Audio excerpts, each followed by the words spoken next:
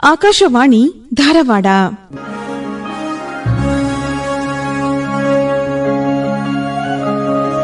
ಶ್ವಾಸದಲ್ಲೂ ದೇಶವೇ, ಎದೆಯ ಘೋಷದಲ್ಲೂ ದೇಶವೇ, ಪ್ರಾಣನಾಡಿಯಲ್ಲೂ ದೇಶವೇ, ಪ್ರಾಣ ಮುಡಿಪು ತಾಯಿಗಲ್ಲವೇ, ಮಾತಿನಲ್ಲೂ ದೇಶವೇ, ಕತ್ತಿ ಹಿಡಿತದಲ್ಲೂ ದೇಶವೇ, ನಡೆವ ಹೆಜ್ಜೆಯಲ್ಲೂ ದೇಶವೇ, ಸುಡುವ ದೇಹದಣುವು ತಾಯಿಗಲ್ಲವೇ, ದೇಶವೇ ನೀನೆಯ ಸಂದೇಶವಾದೆಯ, ದೇಶವೇ. ಧಾರವಾಡದ ಹುತಾತ್ಮರ ಹೋರಾಟಕ್ಕೆ 104 ವರ್ಷದ ನೆನಪು.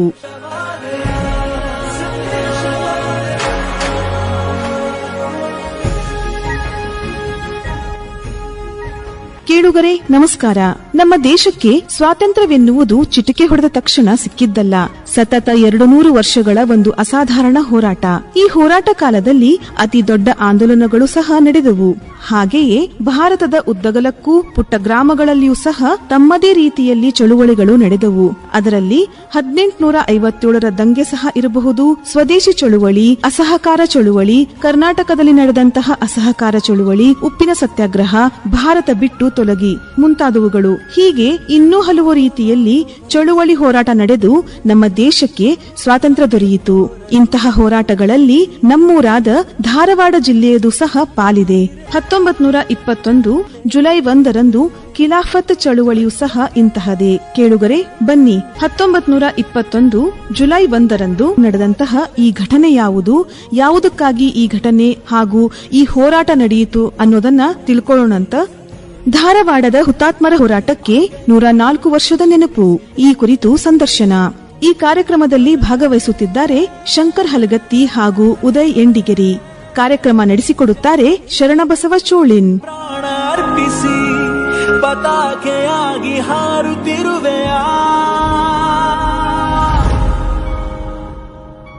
ಆತ್ಮೀಯ ಕೇಳುಗರೆ, ನಮ್ಮ ಭಾರತ ಸ್ವಾತಂತ್ರ್ಯ ಹೋರಾಟದ ಇತಿಹಾಸದೊಳಗ ಸ್ವಾತಂತ್ರ್ಯ ಹೋರಾಟಗಾರ ಬಹುದೊಡ್ಡ ಕಾಣಿಕೆ. ಇವತ್ತು ನಾವು ಸ್ವಾತಂತ್ರ್ಯವನ್ನು ಗಳಿಸಿ 78 ವರ್ಷ ಆಯಿತು. ಆ ಒಂದು ಹೋರಾಟದ ಸವಿ ನೆನಪುಗಳು ಏನಿದೆಯಲ್ಲ, ರೋಮಾಂಚನ ಕೊಡುವಂತ, ಅವನ್ನೆಂದೂ ಮರಿಬಾರದು. ಇವತ್ತಿನ ಸಂದರ್ಭ ಪ್ರಸ್ತಾಪ ಮಾಡ್ಲಿಕ್ಕೆ ಕಾರಣ ಅಂತಂದ್ರ, ಧಾರವಾಡದೊಳಗ ಇದೇ ದಿವಸ ಜಕಣಿಬಾವಿ ಹತ್ತಿರ ಹುತಾತ್ಮರ ಸ್ಮಾರಕದ 104 ವರ್ಷಗಳ ಕೆಳಗೆ ಒಂದು ಅಸಹಕಾರ ಚಳುವಳಿಗಳು ಭಾಗವಹಿಸಿದಂಥ, ಅದು ನಿಜವಾಗಿ ಹೇಳಬೇಕಂದ್ರೆ 1921 ಜುಲೈ 1ರಂದು ಸಾರಾಯಿ ವಿರೋಧಿ ಚಳುವಳಿ. ಅದು ಅದರ ಮೂಲಕ ಅಸಹಕಾರ ಮಾಡುವಂತಹ ಜನರ ಒಂದು ಶಕ್ತಿನ ಯಾಕೆ ದಮನ ಮಾಡ್ತೀರಿ ಅಂತಿಕೊಂಡು ಹೋರಾಟ ಮಾಡಿದ್ದು. ಅದನ್ನ ಹೋರಾಟ ಮಾಡಿದಂತವ್ರ ಮೇಲೆ ಗೋಲಿಬಾರ್ ಮಾಡಿ ಅದರಲ್ಲಿ ಹುತಾತ್ಮರಾದಂಥವ್ರು 4 ಜನ, ಅದು 3 ಜನ ಹುತಾತ್ಮರಾದ್ರು. ಇದೇನಿದೆಲ್ಲ ಬಹಳ ನಮಗೆ ನೆನಪು ಮಾಡ್ಕೊಳ್ಳೋದು. ಯಾಕಂದ್ರೆ ಜಕಣಿ ಬಾವಿ ಐತಿಹಾಸಿಕವಾದ ಬಾವಿ. ಅದು ಈಗ ನಮ್ಗೆ ಜಕಣಿ ಬಾವಿ ನಮ್ಗೆ ಸಿಗಲ್ಲ. ಆ ಒಂದು ಇತಿಹಾಸವನ್ನ ಅದು ಸಾರಿ ಹೇಳ್ತದೆ. ಅವ್ರ ಹೆಸರುಗಳು ಅದರಲ್ಲಿ ಬರಲಾಗಿದೆ. ನಮ್ಮ ಜೊತೆಗೆ ನಮ್ಮ ಹೆಮ್ಮೆಯ ಕರ್ನಾಟಕ ವಿದ್ಯಾವರ್ತಿ ಸಂಘದ ಪ್ರಧಾನ ಕಾರ್ಯದರ್ಶಿಗಳಾಗಿರುವಂತಹ ಶಂಕರ್ ಹಲಗತ್ತಿ ಅವರಿದ್ದಾರೆ. ಹಾಗೇನೆ ಸಾಮಾಜಿಕ ಹೋರಾಟಗಾರರು, ಸಾಮಾಜಿಕ ಕಾರ್ಯಕರ್ತರು, ಮತ್ತು ಮುಖ್ಯವಾಗಿ ಒಬ್ಬ ಬಿಸಿನೆಸ್ ಮ್ಯಾನ್ ಆಗಿದ್ರು ಕೂಡ ಸೈನಿಕರ ಬಗ್ಗೆ ಕಾಳಜಿ ಇರಬಹುದು, ಆತ್ಮಸ್ಥೈರ್ಯವನ್ನು ತುಂಬುವಂತ ಕೆಲಸ ಮಾಡೋದಿರಬಹುದು, ಮತ್ತೆ ರಾಷ್ಟ್ರ ಪ್ರೇಮವನ್ನ ಬೆಳೆಸುವ ನಿಟ್ಟಿನೊಳಗ ಕಂಕಣಬದ್ಧರಾಗಿ ಕೆಲಸ ನಿರ್ವಹಿಸುವಂತ ಉದಯ್ ಅವರು ವಿಶೇಷವಾಗಿ ಈ ಜಕಣಿಬಾವಿಯ ಇತಿಹಾಸವನ್ನ ಕೆದಕಿದಂತವ್ರು. ಮತ್ತೆ ಇವತ್ತು ನಮ್ಮ ಧಾರವಾಡ ಭಾಗದೊಳಗ ರಾಷ್ಟ್ರ ಪ್ರೇಮ ಒಂದು ಜಾಗೃತ ಆಗ್ಲಿಕ್ಕೆ ಈ ಒಂದು ಜಕಣಿಬಾವಿಯ ಒಂದು ಪ್ರಕರಣ ಹೇಗೆ ಕಾರಣೀಕರ್ತವಾಗಿದೆ ಅನ್ನೋದನ್ನ ಜನಸಾಮಾನ್ಯರಿಗೆ ಬೆಂಬಲಿಸಲಿಕ್ಕೆ ಪ್ರಯತ್ನ ಮಾಡುವಂತವ್ರು. ನಿಮ್ಮೆಲ್ಲರ ಪರವಾಗಿ ಆತ್ಮೀಯ ಕೇಳುಗರೆ ನಮ್ಮ ಶಂಕರಣ್ಣ ಹಲಗತ್ತಿ ಅವರನ್ನ ಮತ್ತೆ ಉದಯ್ ಎಂಡಿಗೆ ಅವರನ್ನ ಸ್ವಾಗತ ಮಾಡ್ತಾ ಇದ್ದಾರೆ. ನಮಸ್ಕಾರ ಶಂಕರಣ್ಣ. ನಮಸ್ಕಾರ ಉದಯ್, ನಿಮಗೂ ಕೂಡ ನಮಸ್ಕಾರ ಸರ್. ಜುಲೈ 1 ನಮ್ಗೆ ಧಾರವಾಡದಲ್ಲಿ 3 ಜನ ಪ್ರಾಣ ಕಳ್ಕೊಂಡಂತ ದಿವಸ 1921 ಜುಲೈ 1. ಈ ಒಂದು ಹುತಾತ್ಮ ದಿನ ನಾವು ಆಚರಿಸುವಲ್ಲ, ಇದು ನಮಗೆ ಒಂದು ಹೆಮ್ಮೆಯ ಒಂದು ಪ್ರಕರಣ. ನಾವು ಹೋರಾಟಗಾರರನ್ನ, ಹುತಾತ್ಮರನ್ನ ನಾವು ನೋಡ್ತೀವಿ. ಭಗತ್ ಸಿಂಗ್ ಅಂತ ಹೇಳ್ಕೊಂಡು ಎಷ್ಟು ಜನ, ಸುಭಾಷ್ ಚಂದ್ರ ಬೋಸ್, ಅಂದ್ರೆ ಭಾರತದೊಳಗ ಇತಿಹಾಸನೇ ಇದೆ. ಬಟ್ ರೋಚಕವಾದ ಇತಿಹಾಸ ಧಾರವಾಡಕ್ಕೂ ಇದೆ ಅನ್ನೋದೊಂದು ರೋಮಾಂಚನ. ತಾವೇನ್ ಹೇಳ್ತೀರಿ ಶಂಕರಣ್ಣ ಹಲಗತ್ತಿ ಅವರೇ? ಇಲ್ಲ, ಇವು ಸ್ವಾತಂತ್ರ್ಯ ಚಳುವಳಿಯ ಏನು ಸಂದರ್ಭದೊಳಗ ಗಾಂಧೀಜಿಯವರು ಏನು ಕರೆ ಕೊಟ್ರು, ಅಸಹಕಾರ ಚಳವಳಿಗೆ ಕರೆ ಕೊಟ್ರು. ಈ ಸಂದರ್ಭದೊಳಗ ದೇಶದಾದ್ಯಂತ ಎಲ್ಲ ರೀತಿಯ ಅಸಹಕಾರವನ್ನ, ಅದು ಬ್ರಿಟಿಷರು ಹಾಕಿದಂತ ಏನು ಕಟ್ಟಳೆಗಳನ್ನ ಮುರಿಯುವಂತಹದ್ದು, ಹಾಗೆ ತೆರಿಗೆಗಳನ್ನ ನಿರಾಕರಿಸುವಂತಹದ್ದು, ಅದರ ಒಟ್ಟಿಗೆ ಮನುಷ್ಯನ ವಿಕಾರಗೊಳಿಸುವಂತಹ ಸೆರೆ ಸೆಯಂದಿ ಮಾರಾಟದ ಸಂಬಂಧಪಟ್ಟಂತೆ ಇರುವಂತಹ ಏನು ವ್ಯವಸ್ಥೆ ಇತ್ತು ಅದನ್ನ ಧಿಕ್ಕರಿಸುವಂತಹದ್ದು. ಇಂಥ ಹಲವು ರೀತಿ ಒಳಗ ಜನರು ಸಹಕಾರ ಮಾಡಬೇಕು ಅನ್ನುವಂತಹ ಒಂದು ಕರೆಗೆ ಎಲ್ಲ ಕಡೆಯಿಂದ ಅದು ಕೇಳಿ ಬರ್ತಾ ಇತ್ತು. ಹಾಗೆಯೇ ಧಾರವಾಡ ಇದರೊಳಗೂ ಸಹಿತ ಅಸಹಕಾರ ಚಳವಳಿ ಅದು ಬಹಳ ತೀವ್ರವಾಗಿ ನಡೆದಿತ್ತು. ಅದರೊಟ್ಟಿಗೆ ಖಿಲಾಫತ್ ಕಾರ್ಯಕರ್ತರು ಸಹಿತ ಇದರೊಳಗೆ ಭಾಗವಹಿಸ್ತಾ ಇದ್ರು. ಉದಯ ಇಂಡಗೇರಿಯವರೇ, ಮಹಾತ್ಮ ಗಾಂಧೀಜಿ ಹೇಳ್ತಿದ್ರು, ಅಂದ್ರೆ ಬೆಂಕಿ ದೇಹವನ್ನು ಸುಡುತ್ತದೆ, ಆದ್ರೆ ಸಾರಾಯಿ ಆತ್ಮವನ್ನು ಸುಡುತ್ತದೆ. ಅದು ಎಂಥ ಒಂದು ದಿವಸ ನೋಡ, ಸಾರಾಯಿ ವಿರೋಧಿ ದಿನವನ್ನು ಮಾಡ್ತಾ ಇದ್ರು ಖಿಲಾಫತ್ ಕಾರ್ಯಕರ್ತರು ಮತ್ತೆ ಧಾರವಾಡದ ಎಲ್ಲರೂ ಸೇರಿ. ಅಂದ್ರೆ ಇದೊಂದು ಬಹಳ ಉನ್ನತವಾದ ಒಂದು ಕೆಲಸ ಮಾಡ್ತಾ ಇದ್ರೆ, ಅದು ಬೇರೆ ಬ್ರಿಟಿಷರು ಅದನ್ನು ತಪ್ಪು ತಿಳ್ಕೊಂಡು ನಮ್ಮ ಒಂದು ಅಧಿಕಾರಕ್ಕೆ ಅವರು ಸವಾಲು ಹಾಕ್ತಾ ಇದ್ದಾರೆ ಅಂತ ಹೇಳಿ ಗೋಲಿಬಾರ್ ಮಾಡಿಸ್ಬಿಟ್ರಲ್ಲ. ಆ ಒಂದು ಸನ್ನಿವೇಶ ಏನಿದೆಲ್ಲ ಅದನ್ನ ಒಂದು ಚಿತ್ರಣ ಕಟ್ಟಿಕೊಡ್ಬಹುದಾ? ತಾವೇನು ನೋಡಿದಿರಿ ಆ ಒಂದು ಜಕಣಿ ಬಾವಿಯೊಳಗೆ ಅವ್ರ ಹೆಸರುಗಳು ಕೆತ್ತಿರುವಂತದ್ದು, ಆ ಒಂದು ಮೆಲಕ್ ಹಾಕ್ಬೋದಾ? ತಾವೇನು ತಿಳ್ಕೊಂಡಿದ್ದೀರಾ ಇತಿಹಾಸದ ಬಗ್ಗೆ? ಭಾರತದಲ್ಲಿ ನಡೆದಂತ ಸ್ವಾತಂತ್ರ್ಯ ಹೋರಾಟ ಚಳವಳಿ ಯಾವುದೇ ಒಂದು ನಿರ್ದಿಷ್ಟ ವರ್ಗ ಅಥವಾ ಜಾತಿಗೆ ಆಳುವವರ ವಿರುದ್ಧ ನಡೆದಂತ ಸಂಘರ್ಷ ಅಲ್ಲ. ಇದು ತಮ್ಮ ಸರ್ವಸ್ವವನ್ನು ದೇಶಕ್ಕಾಗಿ ದಾರಿ ಎರೆದಂತ ತ್ಯಾಗಿಗಳ ನೇತೃತ್ವದಲ್ಲಿ ನಡೆದಂತ ಜನಸಂಗ್ರಾಮ.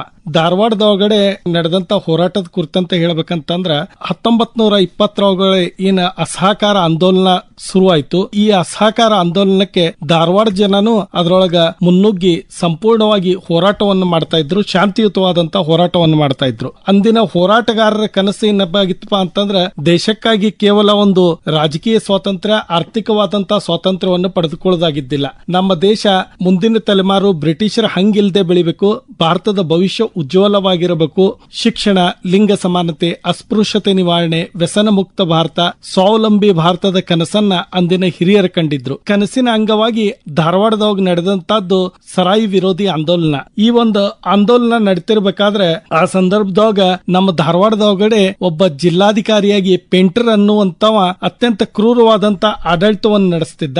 ಈ ಒಂದು ಸರಾಯಿ ಅಂಗಡಿಗಳ ಮುಂದೆ ಪಿಕೆಟಿಂಗ್ ಮಾಡಬೇಕಾದ್ರೆ ಇಬ್ಬರು ಖಿಲಾಫತ್ ಕಾರ್ಯಕರ್ತರಿಗೆ 6 ತಿಂಗಳ ಕಾಲ ಜೈಲು ವಾಸವನ್ನು ವಿಧಿಸಲಾಗಿತ್ತು. ಆ ಜೈಲು ವಾಸವನ್ನು ವಿಧಿಸಿದ್ದನ್ನ ಖಂಡಿಸಿ 1921 ಜುಲೈ 1ರಂದು ಇಂದಿನ ಒಂದು ಜಕಣಿಬಾವಿ ರಸ್ತೆಯ ಭಾಗದ ಒಳಗಡೆ ನಮ್ಮ ಹೋರಾಟಗಾರರು ಶಾಂತಿಯುತವಾಗಿ ಹೋರಾಟವನ್ನು ಮಾಡುತ್ತಿರುವಂತಹ ಸಂದರ್ಭದ ಒಳಗಡೆ ನೀವು ಸರಾಯಿ ಅಂಗಡಿಗಳನ್ನು ಸುಡ್ಲಿಕ್ಕೆ ಯತ್ನಿಸಿದ್ರಿ, ದೊಂಬಿ ಮಾಡ್ಲಿಕ್ಕೆ ಯತ್ನಿಸಿದ್ರಿ, ಹಲ್ಲೆ ಮಾಡ್ಲಿಕ್ಕೆ ಯತ್ನಿಸಿದ್ರಿ ಅನ್ನುವಂತ ಒಂದು ಸುಳ್ಳು ಕಾರಣಗಳನ್ನು ಕೊಟ್ಟು ಅಲ್ಲಿ ಗೋಲಿಬಾರಿಗೆ ಆದೇಶವನ್ನು ಮಾಡ್ತಾರೆ. ಆ ಗೋಲಿಬಾರಿನೊಳಗಡೆ ಮಲ್ಲಿಕ್ ಸಾಬ್ ಬಿನ್ ಮರ್ದಾನ್ ಸಾಬ್, ಗೌಸು ಸಾಬ್ ಬಿನ್ ಖಾದರ್ ಸಾಬ್, ಅಬ್ದುಲ್ ಗಫಾರ್ ಚೌಕ್ತಾಯಿ ಅನ್ನುವಂತ 3 ಖಿಲಾಫತ್ ಕಾರ್ಯಕರ್ತರು ಹುತಾತ್ಮರಾಗಿ ಇವತ್ತಿಗೆ 104 ವರ್ಷಗಳ ಕಳೆದವು.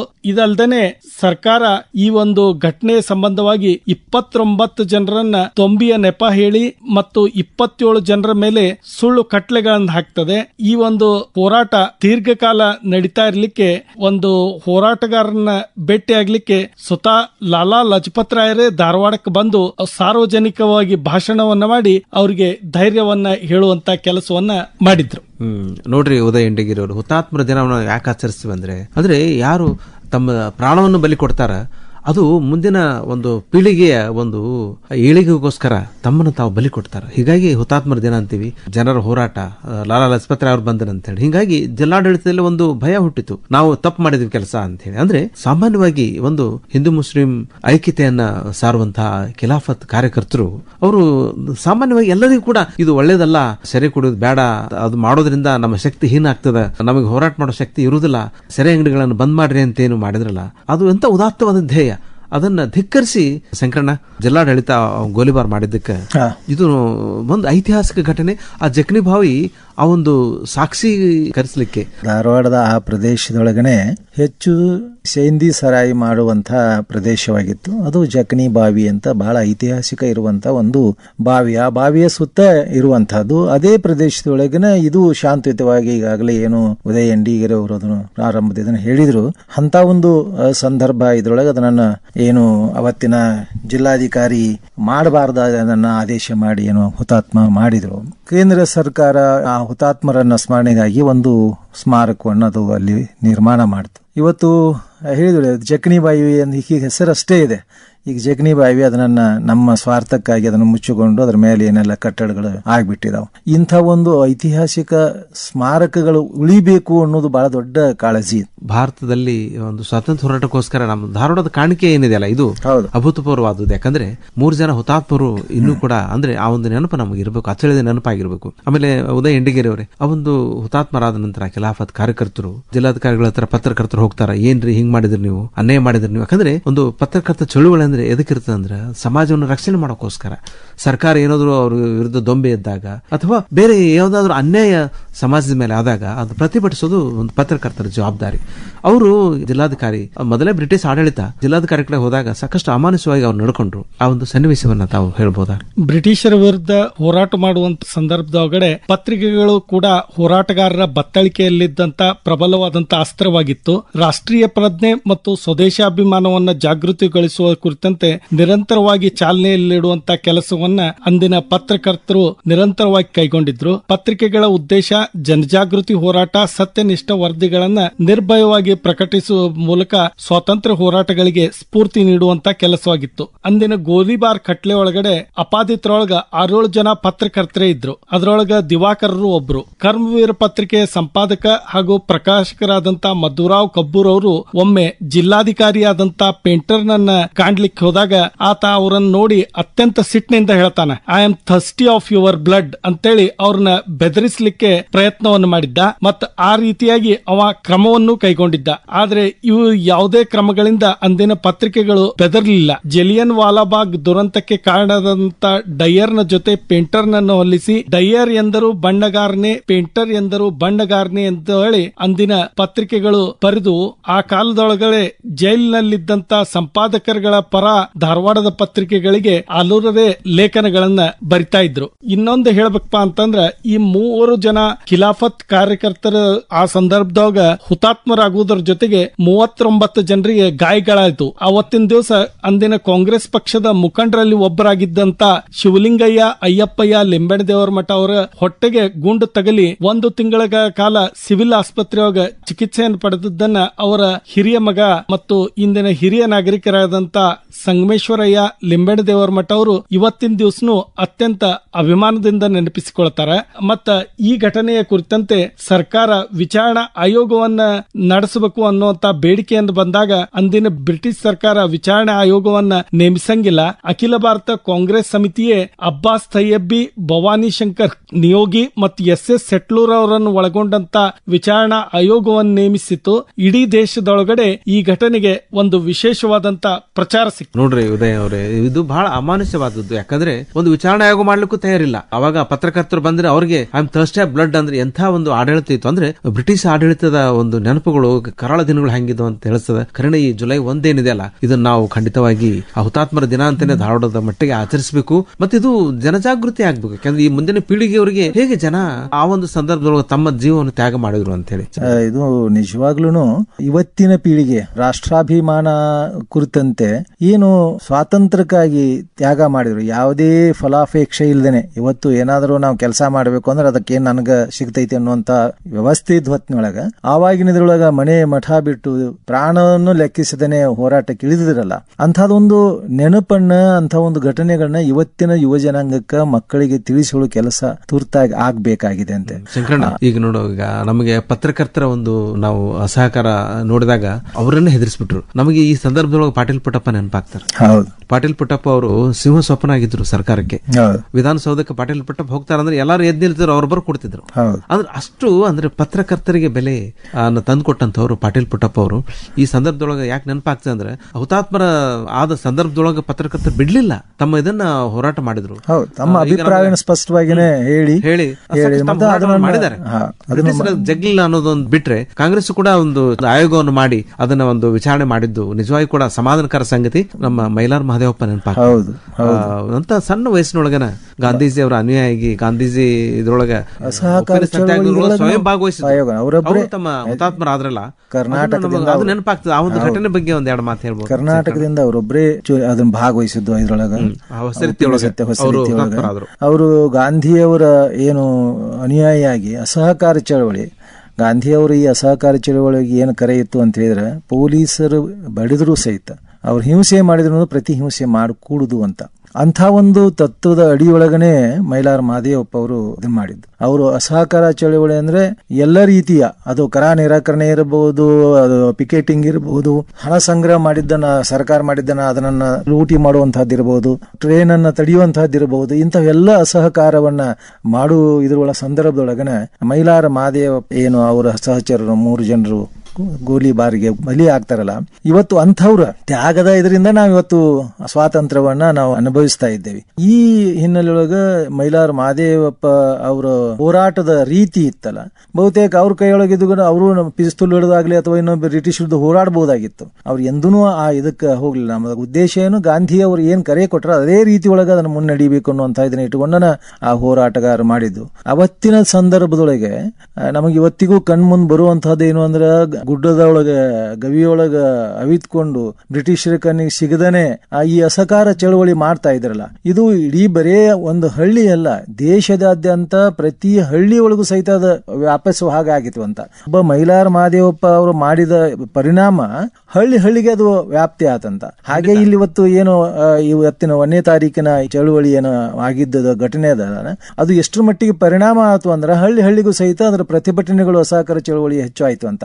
ಯಾವಾಗ ಚೌರಿ ಚೌರ ಇದರ ಘಟನೆ ಆದ ನಂತರ ಅಂದ್ರೆ 1922 ಚೌರಿ ಚೌರಿ ಘಟನೆ ಆಯ್ತು, ಅಲ್ಲಿವರೆಗೆ ಅಸಹಕಾರ ಚಳವಳಿಯ ನಡೆದಿದ್ದೋದಲ್ಲ, ಬ್ರಿಟಿಷ್ ಸರ್ಕಾರವನ್ನು ನಡಗಿಸುವ ಹಾಗೆ ಆ ಚಳವಳಿ ನಡೀತು ಅಂತ ಮೈಲಾರ ಮಹದೇವಪ್ಪನವರು ಕರ್ನಾಟಕ ಬಹು ಪ್ರಮುಖವಾದ ಅಸಹಕಾರ ಚಳವಳಿಯನ್ನು ಮಾಡಿದವರು. ಶಂಕರಣ್ಣ ನೋಡ್ರಿ, ಗಾಂಧೀಜಿಯವರು ನಾವು ಮತ್ತೆ ನೆನಪಾಗ್ತಾರ. ಅಂದ್ರೆ ಅವರು ಹೇಳಿದ್ರು ಅಂದ್ರೆ ಸ್ವಾತಂತ್ರ್ಯ ಹೋರಾಟಗಾರ ಪ್ರೇರಣಾದಾಯಕರು ಅಷ್ಟೇ ಅಲ್ಲದೆ ಅಭ್ಯುದಯ ಭಾರತ, ಗ್ರಾಮ ಸ್ವರಾಜ್ಯದ ಕನಸು ಕಾಣ್ತಿದ್ರು. ರಾಮರಾಜ್ಯದ ಕನಸು ಅಂದ್ರೆ ಗ್ರಾಮ ರಾಜ್ಯದ ಕನಸು ಅಂತಿದ್ರು. ಗ್ರಾಮ ರಾಜ್ಯ ಆದ್ರೆ ಮಾತ್ರ ರಾಮರಾಜ್ಯ ಅಂತ. ಇವತ್ತು ನಾವು ಹಳ್ಳಿಗಳಿಂದ ಪಟ್ಟಣಕ್ಕೆಲ್ಲ ವಲಸೆ ಹೋಗ್ತಾ ಇದ್ದೀವಿ.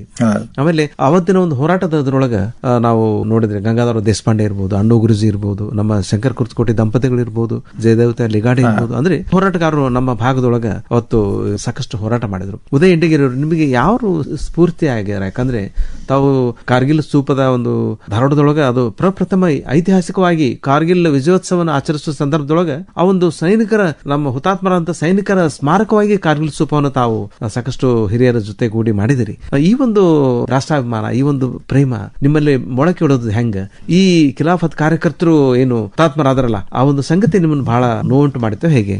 ನಾನು ಶಾಲಾ ಮತ್ತು ಕಾಲೇಜಿಗೆ ಹೋಗುವಂತ ಟೈಮ್ನೊಳಗ ನನಗ ಕರ್ನಾಟಕ ಹೈಸ್ಕೂಲ್ನೊಳಗ ಕಲಿಸಿದಂತ ಶಿಕ್ಷಕರಾದಂತ ಶ್ರೀ ವಾದಿರಾಜ್ ಗುಡಿ ಸರ್ ನಮ್ಮನ್ನ ಪ್ರತಿ ವರ್ಷ ಜುಲೈ 1ಕ್ಕ ಜಕಡಿಬಾವಿ ರೋಡಿಗೆ ಕರ್ಕೊಂಡೋಗಿ ಅಲ್ಲಿ ಒಂದು ಹುತಾತ್ಮರ ಒಂದು ಶ್ರದ್ಧಾಂಜಲಿ ಸಭೆಯನ್ನು ಮಾಡ್ತಾ ಇದ್ರು. ಮುಂದಿನ ದಿವಸದೊಳಗಡೆ ಅವ್ರಿಗೆ ಬರ್ಲಿಕ್ಕೆ ಆಗ್ಲಿಲ್ಲ.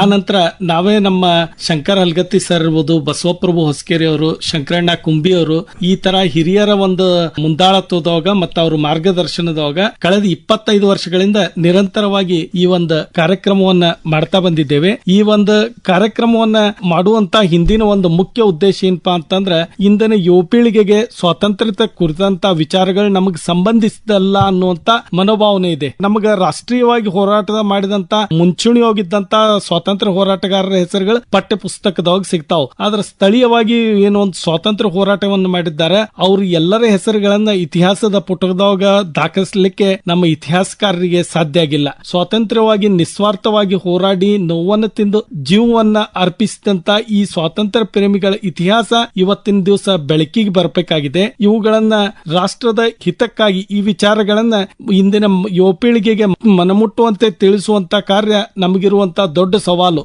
ಇದ್ರ ಹಿಂದಿನ ಉದ್ದೇಶ ಏನಪ್ಪಾ ಅಂತಂದ್ರೆ, ಇದನ್ನ ತಿಳಿದ್ರ ನಮ್ಮ ಸಮಾಜವನ್ನು ಒಗ್ಗೂಡಿಸಲಿಕ್ಕೆ ಈ ಒಂದು ಆಲೋಚನೆಗಳು ಸಹಕಾರಿ ಆಗ್ತಾವ ಅನ್ನುವಂತದ್ದು ಇವತ್ತಿನ ವಿಚಾರ.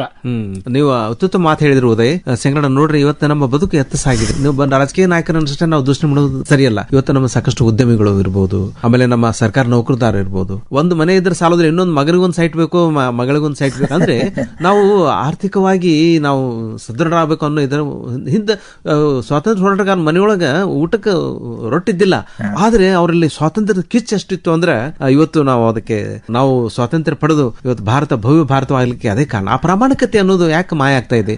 ಈ ನವ ಪೀಳಿಗೆಯೊಳಗೆ ಬರೀ ಒಂದು ಗಳಿಸ್ಬೇಕು ಅನ್ನೋದು ಯಾಕೆ ಬರ್ತಾ ಇದೆ? ಏನು ಬದಲಾವಣೆ ಆಗ್ಬೇಕಾಗಿದೆ? ಏನು ತಪ್ಪಾಗಿದೆ ಶಂಕರಣ್ಣ? ನಾವು ಹಿರಿಯ ಇಲ್ಲ, ನಮ್ದು ಅಂದ್ರೆ ಸ್ವಾತಂತ್ರ್ಯ ಚಳವಳಿ ಏನು ಮಾಡುವ ಸಂದರ್ಭದೊಳಗೆ ನಮ್ಮ ಎದುರಿಗೆ ಒಂದು ವ್ಯವಸ್ಥೆ ಬ್ರಿಟಿಷರಿದ್ರು, ವೈರಿಯಾಗಿ ಅಥವಾ ನಮ್ಮನ್ನು ಆಳುವಂತಹ ಆ ವ್ಯವಸ್ಥೆ ವಿರುದ್ಧ ಒಂದು ಜನ ಆಗ್ರಹ ಇರ್ತಿತ್ತು. ಅವರಿಂದ ನಾವು ಬಿಡುಗಡೆಗೊಳ್ಳಬೇಕು ಅನ್ನೋ ಬಲವಾದ ರಾಷ್ಟ್ರೀಯ ಒಂದು ಚಳವಳಿ ಮತ್ತು ಮನಸ್ಸು ರೂಪುಗೊಂಡಿದ್ರಿಂದ ಅದೊಂದು ಬಹಳ ದೊಡ್ಡ ಪ್ರಮಾಣದ ಅವತ್ತು ಎಷ್ಟೋ ಜನ ಕಲಿಯೋದನ್ನ ಬಿಟ್ಟು ವಿದ್ಯಾರ್ಥಿಗಳಿಗೂ ಹೋರಾಟ ಕೇಳಿದ್ರು. ಇಂಥದೆಲ್ಲ ಆಯ್ತಲ್ಲ.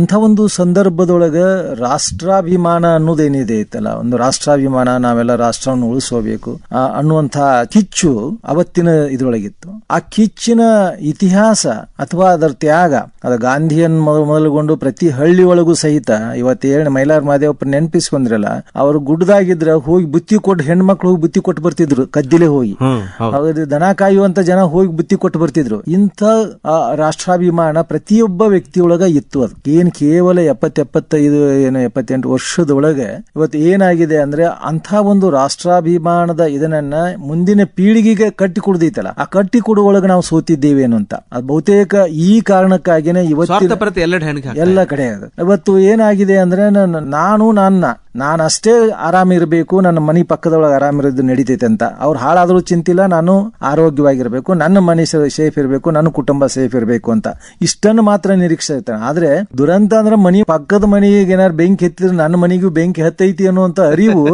ಇವತ್ತಿನ ಜನಾಂಗಕ್ಕೆ ಇಲ್ಲ ಅಂತ ಅಷ್ಟರ ಮಟ್ಟಿಗೆ ಸ್ವಾರ್ಥಿಯಾಗಿದ್ದಾರೆ. ಇದಕ್ಕೆ ಕಾರಣವು ಹಲವಾರು ಇದಾವೆ. ಅದು ಪೊಲಿಟಿಕಲ್ ಸಿಸ್ಟಮ್ದೊಳಗಿದೆ, ನಮ್ಮ ಯೋಜನೆಯೊಳಗಿದೆ. ಇಂತಹ ಯೋಜನೆಗಳು ಮತ್ತು ಪೊಲಿಟಿಕಲ್ ಯೋಚನೆ ಒಳಗೆ ಬದಲಾವಣೆಯನ್ನ ಮಾಡಬೇಕಾಗಿದೆ. ಬಹಳ ಮುಖ್ಯವಾಗಿದ್ದು ಅಂದ್ರೆ ನಮ್ಮ ಸ್ವಾತಂತ್ರ್ಯ ಏನು ಕಟ್ಟಿಕೊಟ್ಟಿದಾರಲ್ಲ, ಕಷ್ಟಪಟ್ಟು ಕಟ್ಟಿಕೊಟ್ಟಿದಾರಲ್ಲ, ಆ ನೋವು ಸಂಕಟವನ್ನ ಇವತ್ತಿನ ಜನರಿಗೆ ಮನಮುಟ್ಟು ಹಾಗೆ ಮಕ್ಕಳಿಗೆ ತಿಳಿಸಬೇಕಾಗಿದೆ. ಅಂದಾಗ ಮಾತ್ರ ಸರಿಯಾದ ರಾಷ್ಟ್ರಾಭಿಮಾನ ಮಾಡ್ಲಿಕ್ಕೆ ಸಾಧ್ಯತೆ. ತ್ಯಾಗ ಅಂದ್ರೆ ಏನು ಅನ್ನೋದು ತ್ಯಾಗ ಅನ್ನೋದು ಇಂಪಾರ್ಟೆಂಟ್ ಅಲ್ಲ.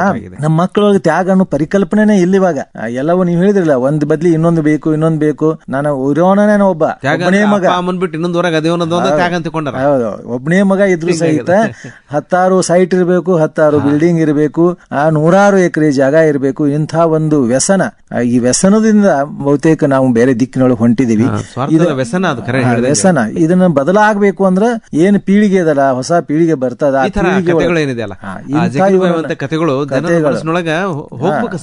ಆದ ತ್ಯಾಗದ ಇವು ಕಥೆಗಳದಾವಲ್ಲ, ಇವನನ್ನ ಮಕ್ಕಳಿಗೆ ಮತ್ತೆ ಮತ್ತೆ ಹೇಳುವಂಗ ಆಗ್ಬೇಕು.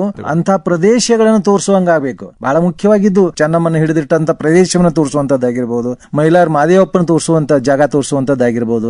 ಇಂಥವನ್ನ ಸ್ಥಳಗಳನ್ನು ತೋರಿಸೋದ್ರ ಮೂಲಕ ಬೋಸ್ ಅವರು ಬಂದು ಹೋದಂತ ರೋಚಕತೆ ಇಲ್ಲೇ ಬಂದು ಹೋಗಿದ್ದಾರೆ. ಭಗತ್ ಸಿಂಗ್ ಅಲ್ಲ, ಇವ್ರ ಸುಭಾಷ್ ಚಂದ್ರ ಬೋಸ್ ಆಡೋಕ್ ಬಂದು ಹೋದ ಸ್ಥಳಗಳದಾವ, ರವೀಂದ್ರನಾಥ್ ಟ್ಯಾಗೋರ್ ಬಂದು ಹೋದಂತ ಸ್ಥಳ ಐತಿ. ಇಂಥವನ್ನ ಮುಂದಿನ ಪೀಳಿಗೆಗೆ, ಈಗ ಈ ಪೀಳಿಗೆಗೆ ನಾವು ತೋರಿಸೋದ್ರಿಂದ ಮತ್ತು ಆ ಘಟನೆಗಳನ್ನು ಹೇಳೋದ್ರಿಂದ ಅವ್ರೊಳಗೆ ಒಂದಿಷ್ಟು ರಾಷ್ಟ್ರಾಭಿಮಾನ ಮೂಡ್ಲಿಕ್ಕೆ ಸಾಧ್ಯತೆ ಇದೆ. ಆ ಹಿನ್ನೆಲೆ ಒಳಗ ಇವತ್ತು ನಾವು ಬಹಳ ತುರ್ತಾಗಿ ಮಾಡಬೇಕಾಗಿದ್ದು ಅಂದ್ರೆ ಇವತ್ತು ಜುಲೈ 1 ಅದೆಲ್ಲ ಈ ದಿನವನ್ನ ಇಡೀ ಧಾರವಾಡದ ಮಕ್ಕಳಿಗೆ ಇಲ್ಲಿ ಬಂದು ಇಂಥ ಒಂದು ತ್ಯಾಗದ ಈ ಘಟನೆಯನ್ನ ಅವ್ರು ನೆನಪಿಸ್ಕೊಳ್ಬೇಕು ಮತ್ತು ಅವ್ರು ನೆನಪಿಸುವಂಗ ನೆನೆಯುವಂತ ಕೆಲಸ ಆಗ್ಬೇಕು ಅಂತ. ಆ ನಿಟ್ಟಿನೊಳಗೆ ಮಾಡಿದಾಗ ಮಾತ್ರ ಆ ತ್ಯಾಗ ಮಾಡಿದಾರಲ್ಲ 3 ಜನ ಏನು ಹುತಾತ್ಮರಾಗಿರಲ್ಲ, ಅದೊಂದು ಸಾರ್ಥಕತೆ ಆಗ್ತದ ಅಂತ. ಅತ್ಯುತ್ತಮವಾದ ಮಾತುಗಳು, ಧನ್ಯವಾದಗಳು ಶಂಕರಣ್ಣ ಹಲಗತ್ತಿ ಅವರೇ. ನೋಡ್ರಿ, ಈಗ ನಾವು ನಮಗಷ್ಟೇ ಅಲ್ಲ, ನಾವು ಪರಿಸರಕ್ಕೂ ಅನ್ಯಾಯ ಮಾಡಿದೀವಿ. ನಾವು ಕಾಡನ್ನು ಕಡೋದು ಕಾಂಕ್ರೀಟ್ ಕಾಡ್ ಮಾಡ್ತೀವಿ ಅಂದ್ರೆ ಯಾಕೆ? ಕೃಷಿ ಭೂಮಿಯನ್ನ ನಾವು ಉಳಿಮೆ ಭೂಮಿಯನ್ನು ತೆಗೆದುಕೊಂಡು ಹೋಗಿ ನಾವು ಸೈಟ್ ಮಾಡ್ಲಿಕ್ಕತ್ತೀವಿ. ಹೀಗಾಗಿ ಏನಾಗಿದೆ, ನಮ್ಮ ಕೃಷಿ ಭೂಮಿ ಕೂಡ ಅಲಭ್ಯ ಆಗ್ತಾ ಇದೆ. ಈ ಸಾಕಷ್ಟು ತೊಂದರೆಗಳು, ಮಳೆ ಯಾವ ಬೇಕಾಗ ಆಗೋದಲ್ಲ, ಸಾಕಷ್ಟು ತೊಂದರೆಗಳಿಗೆ ನಾವು ಜವಾಬ್ದಾರರು, ಅದನ್ನ ತಗೊಳ್ಬೇಕು. ಮತ್ತೆ ಈ ರಾಷ್ಟ್ರಾಭಿಮಾನ ಅನ್ನೋ ಕಲ್ಪನೆ ಏನಿದೆಯಲ್ಲ, ಅದು ಇಸ್ರೇಲ್ ಅಂತ ದೇಶವನ್ನ ನಾವು ನಮ್ಮ ಕಣ್ಮುದ್ರಿಗಿರ್ಬೇಕು. ಅಂದ್ರೆ ಹೇಗೆ 18 ವರ್ಷವರೆಗೆ 2 ವರ್ಷ ಆದ್ರೂ ಒಂದು ಸೈನ್ಯದ ತರಬೇತಿ ಆಗ್ಬೇಕು, ಅಲ್ಲಿ ಕೆಲಸ ಮಾಡಬೇಕು, ರಾಷ್ಟ್ರದ ಬಗ್ಗೆ ವಿಚಾರ ಮಾಡ್ಬೇಕು ಅಂತ ಹೇಳಿದೆಯಲ್ಲ, ಅದು ನಿಜವಾಗಿ ಕೂಡ ನಮಗೆ ಜೈ ಜವಾನ್ ಜೈ ಕಿಸಾನ್ ಅಂತ ಹೇಳಿದ್ರು ನಮ್ಮ ಶಾಸ್ತ್ರಿಗಳು. ಅಂದ್ರೆ ಸೈನ್ಯ ಮತ್ತು ನಮ್ಮ ದೇಶ ಉಳಿಬೇಕು ಅಂದ್ರೆ ಎರಡೇ, ಒಂದು ಸೈನಿಕರು ಮತ್ತು ಒಬ್ಬ ರೈತ. ಅದ್ಭುತವಾದ. ಆದ್ರೆ ಈ ಇದ್ರೊಳಗೆ ದಾಹ ಅನ್ನೋದೈತಲ್ರಿ, ಈಗಾಗಲೇ ನಾವು ಹೇಳಿದಲ್ಲ, ದಾಹ ಅನ್ನೋದಲ್ಲ. ಬಲಿಷ್ಠ ರಾಷ್ಟ್ರಗಳ ದಾಹದಿಂದ ಬಡ ರಾಷ್ಟ್ರಗಳು ಯುದ್ಧ ಮಾಡ್ತಾ ಇದಾವೆ. ಯಾವಾಗಲೂ ದೊಡ್ಡವ್ರು ಜಗಳ ಆಡುದಿಲ್ಲ, ಸಣ್ಣ ಬಡವರೇ ಜಗಳಾಡ್ತಾರೆ. ಜಗಳಾಟ ಇರುವುದು ಬಡವ್ರದು, ದೊಡ್ಡವರವ್ರ ಜಗಳಾಟ ಇರುವುದಿಲ್ಲ. ಅವ್ರು ಹೊಂದಾಣಿಕೆ ಮಾಡ್ಕೊಂಡ್ಬಿಡ್ತಾರೆ. ಆ ಹಿನ್ನೆಲೆ ಒಳಗ ಇದು ಜನಾಂಗಕ್ಕೂ ಸಲ್ಲುತ್ತದ ಮತ್ತು ರಾಷ್ಟ್ರಕ್ಕೂ ಸಲ್ಲುವಂತದ್ದು ಅಂತ ಒಂದು ಇದ್ರೊಳಗೆ ವ್ಯವಸ್ಥೆ ಒಳಗ ಬಡ ರಾಷ್ಟ್ರಗಳು ಇನ್ನೂ ಬಡ ಆಗ್ತಾನೆ ಹೊಂಟಿದಾವೆ, ಶ್ರೀಮಂತ ರಾಷ್ಟ್ರಗಳು ಇನ್ನೂ ಶ್ರೀಮಂತ ಆಗ್ತಾ ಹೋಗ್ತವೆ. ಹಾಗೆ ಬಡವರು ಆಗ್ತಾ ಇದ್ದಾರೆ, ಶ್ರೀಮಂತರನ್ನ ಆಗ್ತಾ ಇದ್ದಾರೆ. ಅಂದ್ರೆ ಇವತ್ತಿನ ಕೃಷಿ ಭೂಮಿ ಬಗ್ಗೆ ಹೇಳ್ತಾ ಇದ್ರಲ್ಲ, ಇವತ್ತು ಮೊದಲನೇದು ಯುವಕರು ಕೃಷಿಯಿಂದ ವಿಮುಖರಾಗ್ತಾ ಇದ್ದಾರೆ. ಎರಡನೇದು ನನ್ನ ಭೂಮಿಯನ್ನ ಕೊಟ್ಟು ನಾ ಹಣ ಇಟ್ಟುಕೊಂಡು ಆರಾಮಾಗಿರ್ಬೋದು ಅಂತ ರೈತರೊಳಗೆ ಬರ್ತಾ ಇದೆ. ಇದೆಲ್ಲದಕ್ಕಿಂತ ಹೆಚ್ಚು ಅಪಾಯ ಏನು ಅಂತ ಹೇಳಿದ್ರೆ, ನನಗಿರಬೇಕಾದಂತಹ ಒಂದು ಮನೆಯನ್ನ ಬಿಟ್ಟು ಇನ್ನೂ 4 ಮನೆಯನ್ನು ತಗೋಬೇಕನ್ನುವಂತ ಇದು ಅದಲ್ಲ ಏನು, ನನ್ನ ಆಸೆ ದುರಾಸೆ ಅದಲ್ಲ. ಆ ದುರಾಸೆಯ ಪರಿಣಾಮ ಏನಾಗ್ತಾ ಇದೆ ಅಂದ್ರೆ, ಇವತ್ತು ಶಹರ ಹೋಗ್ಲಿ, ಹಳ್ಳಿ ಒಳಗೂ ಸಹಿತ 100 ಎಕರೆ ಇವತ್ತು ಮನೆಗಾಗಿ ಹೋಗ್ತಾ ಇದಾವೆ. ಧಾರವಾಡ ಇದರೊಳಗೆ ಇಲ್ಲಿ ಸೆಂಟರ್ ಮಾಡ್ಕೊಂಡ್ರೆ 10 ಕಿಲೋಮೀಟರ್ ದೂರ ಎಲ್ಲಾ ಅಗ್ರಿಕಲ್ಚರ್ ಲ್ಯಾಂಡ್ಗಳು ಇವತ್ತು ಮನೆಗಳಾಗ್ತಾ ಇದಾವೆ, ಸೈಟ್ಗಳಾಗ್ತಾ ಇದಾವೆ. ಸೈಟ್ಗಳು ಏನು ಅಂದ್ರೆ, ನನಗೆ ಇದು ಮನೆ, ನನ್ನಲ್ಲಿ ದುಡ್ಡಿದೆ, ಸೈಟ್ ತಗೊಂಡು ಒಗದ್ ಬಿಡುದು, ಅದು ಬಳಕೆಗಲ್ಲ. ಇಂಥ ಒಂದು ವ್ಯವಸ್ಥೆಯಿಂದ ನಮ್ಮ ಆಹಾರದ ಕೊರತೆ ಆಗ್ಲಿಕ್ಕೆ ಖಂಡಿತ ಸಾಧ್ಯತೆ ಇದೆ ಅಂತ ಈ ನಿಟ್ಟಿನೊಳಗ ಇಡೀ ನಾವು ನೋಡಿದ್ರೆ ಕೃಷಿ ಇದು ಭೂಮಿ ಮಾಯ ಆಗ್ತಾ ಇದೆ, ಜನ ವಿಮುಖ ಆಗ್ತಾ ಇದ್ದಾರೆ. ಆ ನಿಟ್ಟಿನೊಳಗ ಇವತ್ತು ಆಲೋಚನೆ ಮಾಡಬೇಕು. ಅಂದ್ರೆ ಇದು ಬಹಳ ಚಿಂತಾಜನಕ ಪರಿಸ್ಥಿತಿ ಅದ. ಅದಕ್ಕೆ ನಾವು ನಮ್ಮ ಒಂದು ಬುದ್ಧ ಹೇಳಿದಾರಲ್ಲ, ಆಸೆ ದುಃಖಕ್ಕೆ ಮೂಲ ಕಾರಣ. ಅದಕ್ಕೆ ನಾವು ಈಗ ಪ್ರತ್ಯಕ್ಷ ಅನುಭವಿಸ್ತಾ ಇದ್ದೀವಿ. ಅದಕ್ಕೆ ಇದು ಸಹಿತ ರಾಷ್ಟ್ರಾಭಿಮಾನಕ್ಕೆ ಸಂಬಂಧಪಟ್ಟದ್ದು. ಅದಕ್ಕೆ ಇವತ್ತೇನ ಜುಲೈ 1 ನಮ್ಮ ಆಸೆಗಳನ್ನು ನಾವು ಮಿತಿ ಮಾಡ್ಕೊಂಡು ಮಾತಾಡಕತ್ತೇವಲ್ಲ. ಉದಯ ಎಂಡಿಗೆರೆ ಅಂತ ಒಂದು ಯುವ ಜನ ಜಾಸ್ತಿ ಬರ್ಬೇಕು. ಉದಯ ಅವರೇ ನೋಡ್ರಿ, ಕಾರ್ಗಿಲ್ ಸ್ತೂಪ ನೀವು ಮಾಡ್ತೀರಿ ಅಂದ್ರೆ, ಇವತ್ತು ಸ್ವಾತಂತ್ರ್ಯ ಹೋರಾಟಗಾರರ ನೆನಪುಗಳು ನಿಮಗೆ ಅಚ್ಚಳಿ ಇದೆ, ಒಂದು ರೋಮಾಂಚನ ತಂದ್ಕೊಡೋದು. ಇವತ್ತು ಕೂಡ ನಿಮ್ ರಕ್ತ ಕುದಿತದ ಯಾವಾಗ ನೆನಪಾತಂದ್ರು. ಆ ಖಿಲಾಫತ್ ಕಾರ್ಯಕರ್ತರು ಹಿಂಗ ಅನಾಯಾಸವಾಗಿ ಬ್ರಿಟಿಷರ ಗುಂಡಿಗೆ ಬಲಿಯಾಗಿರ ಅಂತ ಕೇಳಿದ್ರೆ, ಏನು ಈ ಸಮಾಜದೊಳಗ ನಿಮ್ಮಂತ ಜನ ಹೆಚ್ಚಾಗಬೇಕಲ್ಲ, ತಾವೇನ್ ಕರೆ ಕೊಡ್ತೀರಿ? ಅಂದಿನ ದಿವಸ ಅಹಿಂಸಾತ್ಮಕವಾಗಿ ಹೋರಾಟ ಮಾಡುತ್ತಿದ್ದಂತ ರಾಷ್ಟ್ರಭಕ್ತರನ್ನ ಗುಂಡು ಹೊಡೆದು ಬಲಿ ತೆಗೆದುಕೊಂಡಂತ ಸತ್ಯ ಕಥಾನಕಗಳನ್ನ ನಮ್ಮ ದೇಶದ ಯುವ ಪೀಳಿಗೆಗೆ ತಿಳಿಸಿಕೊಡಬೇಕು. ಅದು ಇಂದಿನ ಅತ್ಯಂತ ಅಗತ್ಯತೆ ಇದೆ. ಎದಕ್ಕಂತಂದ್ರೆ, ಈ ದೇಶಕ್ಕಾಗಿ ಸ್ವಾತಂತ್ರ್ಯ ಭಿಕ್ಷೆಯಾಗಿ ಅಥವಾ ಪುಕ್ಕಟೆಯಾಗಿ ಸಿಕ್ಕಿದ್ದಲ್ಲ. ಅದರ ಹಿಂದೆ ಲಕ್ಷಾಂತರ ದೇಶಭಕ್ತರ ರಕ್ತ ಹರಿದಿದೆ. ಅವರು ಕೋವಿ ಫಿರಂಗಿಗಳ ನಳಿಕೆಗೆ ಎದೆ ಕೊಟ್ಟಿದ್ದಾರೆ. ಗಲ್ಲಿನ ಉರುಳನ್ನು ಸಂತೋಷದಿಂದಲೇ ಕೊರಳಿಗೇರಿಸಿಕೊಂಡಿದ್ದಾರೆ. ಬ್ರಿಟಿಷರ ಲಾಠಿ ಬೂಟಿನ ಬಡಿತಗಳಿಗೆ ಮೈ ಒಡ್ಡಿದ್ದಾರೆ. ಸ್ವಾತಂತ್ರ್ಯದ ಹೋರಾಟದಲ್ಲಿ ದೇಶಭಕ್ತನಿಗೆ ಸಿಗುವ ಉಡುಗೊರೆ ಇದೆ ಅಂತೇಳಿ ಗೊತ್ತಿದ್ರೂ ಸಹ ಒಂದೇ ಮಾತ್ರ ಘೋಷಣೆಗಳೊಂದಿಗೆ ಗರ್ಜಿಸುತ್ತಾ ಹೋರಾಟದಿಂದ ಪಲಾಯನ ಮಾಡದೆ ನಿಂತ ಸಾಹಸಿಗರು ಎನ್ನುವುದನ್ನ ಇಂದಿನ ಯುವ ಪೀಳಿಗೆಗೆ ತಿಳಿಸಿಕೊಡಬೇಕಾಗಿದೆ. ಇವರ ತ್ಯಾಗ ಬಲಿದಾನಗಳನ್ನ ನಾವು ಎಂದಿಗೂ ಮರಿಬಾರದು. ದೇಶಕ್ಕಾಗಿ ಪ್ರಾಣಾರ್ಪಣೆಯನ್ನ ಮಾಡಿದಂತ ಮಹನೀಯರನ್ನ ಸ್ಮರಿಸುವುದು ಪ್ರತಿಯೊಬ್ಬರ ಕರ್ತವ್ಯ. ಇವರ ಸ್ಮರಣೆಯಿಂದ ಯುವ ಜನಾಂಗದ ಒಳಗಡೆ ರಾಷ್ಟ್ರ ಪ್ರೇಮ ಜಾಗೃತವಾಗಿ ರಾಷ್ಟ್ರ ನಿರ್ಮಾಣದೊಳಗ ಅವರನ್ನ ತೊಡಗಿಸಿಕೊಳ್ಳುವಂತೆ ಪ್ರೇರಣೆ ನೀಡುವಂತ ಕಾರ್ಯಕ್ರಮಗಳು ಹೆಚ್ಚು ನಡಿಬೇಕು ಅನ್ನುವಂಥದ್ದು ನಮ್ಮೆಲ್ಲರ ಆಸೆ. ಬಹಳ ಸಂತೋಷ ಉದಯ ಎಂಡಿಗೆರೆ ಅವರೇ. ಶಂಕರಣ್ಣ, ಇಲ್ಲಿವರೆಗೆ ಬಂದ್ರಿ ನೋಡ್ರಿ, ಇದು ಬಹಳ ಐತಿಹಾಸಿಕವಾಗಿ ದಾಖಲಾಗಬೇಕಂತ ದಿವಸ ಜುಲೈ 1 ಏನಿದೆ ಅಲ್ಲ, ನಾವಿವತ್ತು ಡಾಕ್ಟರ್ಸ್ ಡೇ ಮಾಡ್ತೀವಿ. ಭಾರತದ ಒಂದು ವೈದ್ಯರ ದಿನವನ್ನು ಆಚರಿಸಿ ವೈದ್ಯರ ಒಂದು ಸೇವೆಗೆ ನಮೋ ಶರಣು. ಆದ್ರೆ ನಮ್ಮ ಈ ಧಾರವಾಡ ವಿಶೇಷವಾಗಿ ಐತಿಹಾಸಿಕವಾಗಿ ಆ ಖಿಲಾಫತ್ ಕಾರ್ಯಕರ್ತರು 3 ಜನ ಹುತಾತ್ಮರಾದ್ರಲ್ಲ, ಅವರನ್ನು ಕೂಡ ನೆನೆಸುವಂತ ದಿನ. ಮತ್ತೆ ನಮ್ಮಲ್ಲಿ ರಾಷ್ಟ್ರ ಪ್ರೇಮವನ್ನು ನಾವು ಜಾಗೃತಗೊಳಿಸೋಣ. ನಾವೊಂದ್ ಮಾತದ, ನಾವು ಇರೋದೇ ಇನ್ನೊಬ್ರಿಗೋಸ್ಕರ ಅನ್ನೋದನ್ನ ಯಾವಾಗ್ಲೂ life is all about giving ಅಂತ. ನಾವು ತಗೊಳ್ಳೋದಕ್ಕಿಂತ ಕೊಡೋದ್ರೆಲ್ಲ ಸಾಕಷ್ಟು ಸಂತೋಷವನ್ನು ಪಡ್ತೀವಿ. ಹೀಗಾಗಿ ರಾಷ್ಟ್ರದ ಮೇಲೆ ನಾವು ಒಂದು ಅಭಿಮಾನ ಇಟ್ಕೊಂಡು ಅದು ಸರಿಯಾದ ದಾರಿ ಒಳಗೆ ಈಗ 3ನೇ ಆರ್ಥಿಕತೆ ನಾವು ಮುನ್ನುಗ್ತಾ ಇದ್ದೀವಿ. ನಿಜವಾಗಿ ಹೆಮ್ಮೆಯ ವಿಷಯ. ಮೇಕ್ ಇನ್ ಇಂಡಿಯಾ ಸಾಕಷ್ಟು ಬರ್ತಾ ಇದೆ. ಅಂದ್ರೆ ನಮ್ಮ ಭಾರತದೊಳಗನ ಸಾಕಷ್ಟು ಉತ್ಪಾದನೆ ಆಗ್ತಾ ಇದೆ. ಇತ್ತೀಚೆಗೆ ನಡೆದ ನಾವು ಪಾಕಿಸ್ತಾನದ ಮೇಲೆ ವಿಜಯವನ್ನು ಸಾಧಿಸಿದ್ದು ಮೇಕ್ ಇನ್ ಇಂಡಿಯಾ ಶಸ್ತ್ರಾಸ್ತ್ರಗಳಿಂದ. ಅದು ನಮಗೆ ಬಹಳ ಹೆಮ್ಮೆಯ ವಿಷಯ. ಈ ಒಂದು ಸಂದರ್ಭದೊಳಗ ನಾವು ಉದಯ ಎಂಡಿಗೆರೆ ಅಂತ ಯುವಕರು ಹೆಚ್ಚಾಗ್ಲಿ. ಮತ್ತೆ ನೀವು ಬಂದು ಬಹಳ ಆತ್ಮೀಯವಾಗಿ ಮಾತಾಡಿದ್ರಿ. ನಮ್ಮ ಯುವ ಜನಾಂಗದೊಳಗೆ, ಯುವ ಪೀಳಿಗೆಯೊಳಗೆ ಈ ತರ ಒಂದು ರಾಷ್ಟ್ರ ಪ್ರೇಮದ ಬಗ್ಗೆ, ರಾಷ್ಟ್ರಾಭಿಮಾನದ ಬಗ್ಗೆ ಜಾಗೃತ ಕಾರ್ಯಕ್ರಮಗಳನ್ನ ತಾವು ವಿದ್ಯಾವರ ಸಂಘದಲ್ಲಿ ಸಾಕಷ್ಟು ಹಮ್ಮಿಕೊಳ್ಳ್ರಿ. ಮತ್ತೆ ನಾವು ಆಕಾಶವಾಣಿ ಮೂಲಕ ಸಾಕಷ್ಟು ಮಾಡ್ತಾನೆ ಇದ್ದೀವಿ. ಜನಜಾಗೃತಿ ಇವತ್ತು ಧಾರವಾಡದ ಈ ಹೆಮ್ಮೆಯ ದಿನವನ್ನ ಪ್ರತಿ ವರ್ಷ ನಾವು ಆಚರಿಸೋಣ. ಜಕ್ರಿಭಾವಿ ಸದ್ಯಕ್ಕೆ ಇಲ್ಲಂದ್ರೆ ಏನಾಯ್ತು, ಅದ್ರಲ್ಲಿ ಏನಿದೆ ಇತಿಹಾಸವನ್ನು ನೋಡೋಣ. ಮತ್ತೆ ಏನಾದ್ರು ಕಾಣುತ್ತೇನೋ ಹುಡ್ಕೋಣ. ಯಾಕಂದ್ರೆ ಥ್ಯಾಕ್ರೆ ಒಬ್ಬರೇ ನೆನಪಿದಾರ ನಮಗೆ, ಥ್ಯಾಕ್ರೆ ಗೋರಿದೆ ಅಂತ ಹೇಳ್ತೀವಿ. ಆದ್ರೆ ಅದ್ರ ಕಾರಣದವ್ರು ಕಿತ್ತೂರು ಚೆನ್ನಮ್ಮ ಅಂತ ನಮ್ಗೆ, ಅಂದ್ರೆ ಅದನ್ನ ನೆನ್ಪಿಡ್ಬೇಕು. ಥ್ಯಾಕ್ರೆ ಅಂತೀವಿ ನಾವು, ಆದ್ರೆ ಕಿತ್ತೂರು ಚೆನ್ನಮ್ಮನ ನೆನಪು ಮಾಡ್ಕೊಳ್ಳಲ್ಲ. ಆದ್ರೆ ಖಂಡಿತವಾಗಿ ಈ ತರ ಹುತಾತ್ಮ ದಿನ ಏನಿದೆ ಅಲ್ಲ, ಅದು ವ್ಯರ್ಥ ಆಗೋದು ಬೇಡ. ಧಾರವಾಡದ ಮಟ್ಟಿಗೆ ಇದು ಒಂದು ನಮಗೆ ಒಂದು ಬಹಳ ಐತಿಹಾಸಿಕವಾದ ಘಟನೆ. ಅದೇ ಎಂಡಿಗೇರಿ ಮತ್ತು ಅವರ ಸ್ನೇಹಿತರಿಗೆ ನಾವು ಧನ್ಯವಾದಗಳು ಹೇಳೋಣ. ಇವತ್ತಿಷ್ಟು ಹೃತ್ಪೂರ್ವಕವಾಗಿ ಪ್ರೀತಿಯಿಂದ ಬಂದು ಒಂದು ಸಾಕಷ್ಟು ಬಾಹುಳ್ಯ ಕೆಲಸ ಇದ್ರು ಕೂಡ ಆಕಾಶವಾಣಿಗೆ ಬಂದು ನಮ್ಮ ಜೊತೆಗೆ ಸಮಯ ಕಳೆದಿರಿ. ನಮ್ಮೆಲ್ಲ ಆತ್ಮೀಯ ಕೇಳುಗರ ಪರವಾಗಿ ಹೃತ್ಪೂರ್ವಕ ಧನ್ಯವಾದಗಳು, ನಿಮಗೆ ಅಭಿನಂದನೆಗಳು. ನಮಸ್ಕಾರ ಉದಯ ಇಂಡಿಗೇರವರೇ. ನಮಸ್ಕಾರ ಶಂಕರಣ್ಣ ಹಾಲ್ಗತ್ತಿ. ಬಹಳ ಖುಷಿ ಅನಿಸ್ತೆ, ಬಹಳ ಧನ್ಯವಾದ. ಈ ಆಕಾಶವಾಣಿ ಮೂಲಕ ಇಂಥ ಒಂದು ರಾಷ್ಟ್ರ ಪ್ರೇಮವನ್ನು ಬೆಳೆಸುವಂತ ಕಾರ್ಯವನ್ನು ಮುಂದುವರಿಲಿ ಅಂತಿಕೊಂಡು ನಾನು ಸಹಿತ ಬಯಸ್ತಾ ಇದ್ದೇನೆ. ಧನ್ಯವಾದಗಳು. ಧನ್ಯವಾದಗಳು. ನಮಸ್ಕಾರ.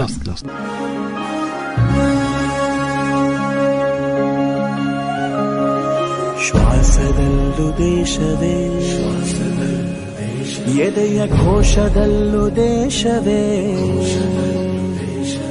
ಪ್ರಾಣನಾಡಿಯಲ್ಲೂ ದೇಶವೇ, ಪ್ರಾಣ ಮುಡಿಪು ತಾಯಿಗಲ್ಲವೇ, ಮಾತಿನಲ್ಲೂ ದೇಶವೇ, ಕತ್ತಿ ಹಿಡಿತದಲ್ಲೂ ದೇಶವೇ, ನಡೆವ ಹೆಜ್ಜೆಯಲ್ಲೂ ದೇಶವೇ. ಇದುವರೆಗೂ ಧಾರವಾಡದ ಹುತಾತ್ಮರ ಹೋರಾಟಕ್ಕೆ 104 ವರ್ಷದ ನೆನಪು ಈ ಕುರಿತು ಸಂದರ್ಶನ ಕೇಳಿದಿರಿ. ಭಾಗವಹಿಸಿದ್ದವರು ಶಂಕರ್ ಹಲಗತ್ತಿ ಹಾಗೂ ಉದಯ್ ಎಂಡಿಗೇರಿ. ಕಾರ್ಯಕ್ರಮ ಪ್ರಸ್ತುತಿ ಶರಣಬಸವ ಚೋಳಿನ್.